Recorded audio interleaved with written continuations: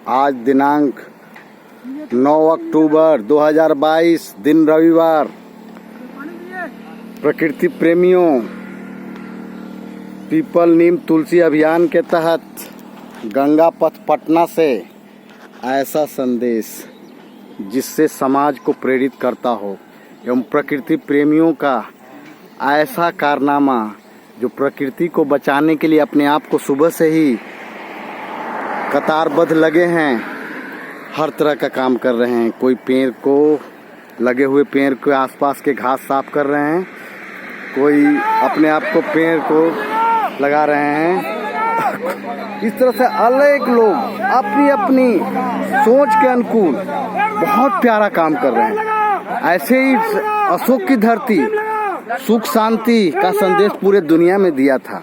आज इस धरती से ऐसा सुंदर संदेश है जिससे प्रकृति के जो नुकसान हो रहा है उसको ठीक करने के लिए, उसको स्वस्थ करने के लिए, क्योंकि जब तक प्रकृति स्वस्थ नहीं होगी, जब तक हमारा आने वाला पीढ़ियों को एक अच्छी विरासत नहीं दे पाएंगे। क्योंकि आज के आर्थिक युग में सिर्फ पैसे की लोग महत्ता दे पा रहे हैं और ये नहीं समझ पा रहे हैं कि जब तक स्वस्थ वातावरण नहीं होगा तब तक हमारा कोई फायदा नहीं होने वाला सारा धन का। स्वस्थ प्रकृति, निरोगी प्रकृति होगी, उसी में हमारा कल्याण है।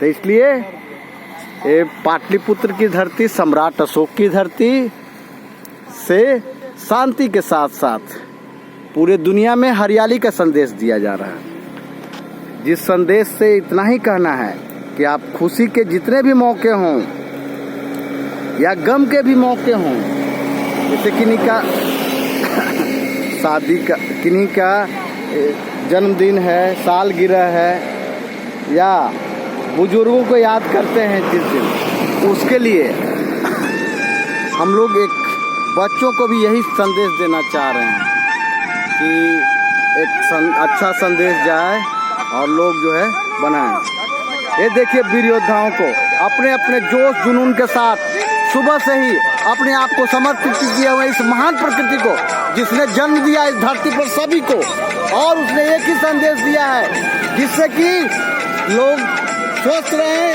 अच्छे रहें। और इस प्रकृति के संदेश के साथ ही पूरे दुनिया के युवाओं को मैं कहना चाह रहा हूँ कि पेड़ लगाने का मुहिम को, संरक्षण करने को अपने आप का जीवन का लक्ष्य बनाएं, और कम से कम नहीं बने तो कम से कम सप्ताह में एक दिन जरूर से जरूर लगाएं और आने वाले पीढ़ियों को ऐसा सौगात दें जिससे उन्हें भी गर्व हो कि नहीं, ये प्रकृति कहीं बाढ़ हो रहा है, कहीं सुखाड़ हो रहा है।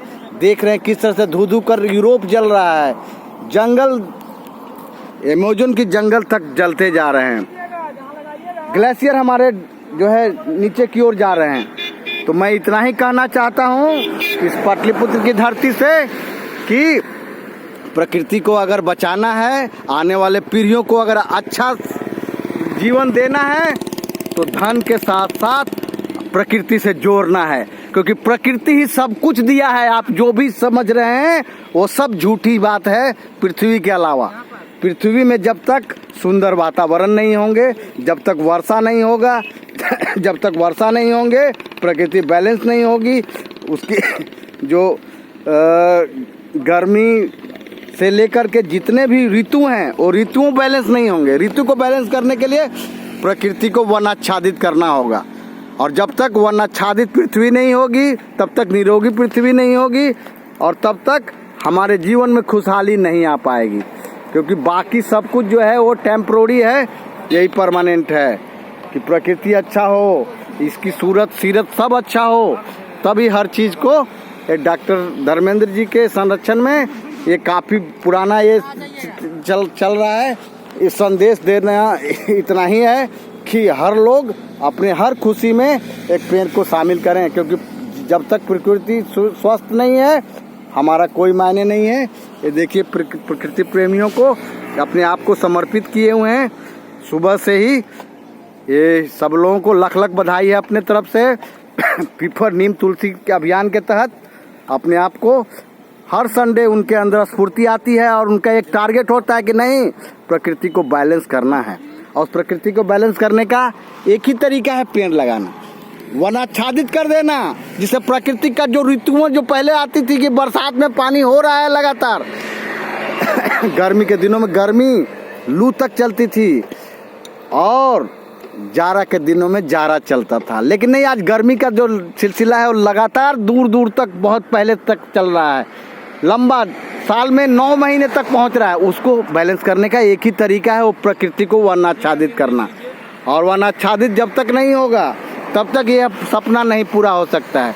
मैं इसीलिए सभी वर्षा ऋतु का जैसा है, वर्षा ऋतु में है, लेकिन आज लग रहा है कि गर्मी का मौसम है। जी सब प्रकृति का जी प्रकृति को अनबैलेंस करने का एक ही उपाय है, संतुलन करने का, वो पेड़ लगाना।